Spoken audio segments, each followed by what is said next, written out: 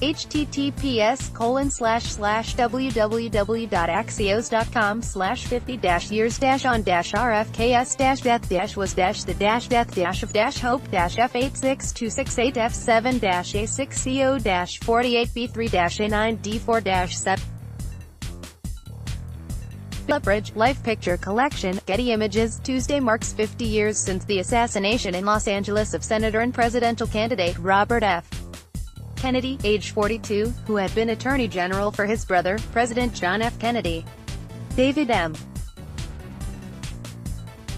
Shipman, executive editor of the Pittsburgh Post-Gazette and former Washington bureau chief of the Boston Globe, has a Globe front pager today. For 12 weeks he traveled the country, up and down the coasts, to Indiana the day Martin Luther King Jr. was killed, to Nebraska, where he won a vital primary in a devoutly conservative state, to Oregon, where he suffered the first political loss by any member of his family, and then to California, where he vowed to go on to the Democratic Convention, and let's win there, only to walk through a hotel kitchen where it all, the campaign against a long war, the campaign for a new sense of national purpose, tumbled to an end with an outstretched arm and spray of gunfire. He might have won the presidency, he might have brought the Vietnam War to an earlier conclusion, he might have healed a broken nation.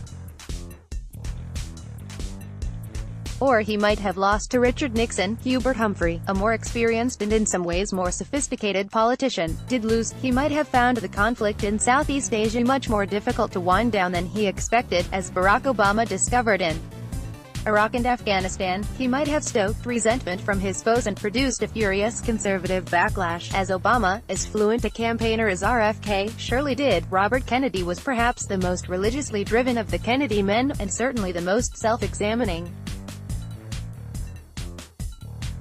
Why 1968, Kennedy, drowning in despair and inflamed with anger, felt free to speak and act for himself. Jeff Greenfield, the TV journalist, who was an RFK speechwriter, the Bobby Kennedy campaign was an investment in hope, in the hope that if Bobby were elected, we could end the Vietnam War and bring the country together. Mark Shields, the syndicated columnist, who organized 40 Nebraska counties for Kennedy, he'd have been a more revolutionary president than Trump.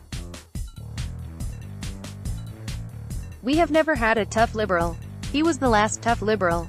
Everyone after him was a can't we get along, bleeding heart liberal. Peter Robinson, the conservative Hoover Institution scholar who wrote Ronald Reagan's "Tear Down This Wall" speech. Bobby is the pivot of the Kennedy family. Why he mattered, that is the ultimate meaning of Robert Kennedy. Not so much his accomplishments, but his legacy as a man whose changed voice changed the American conversation.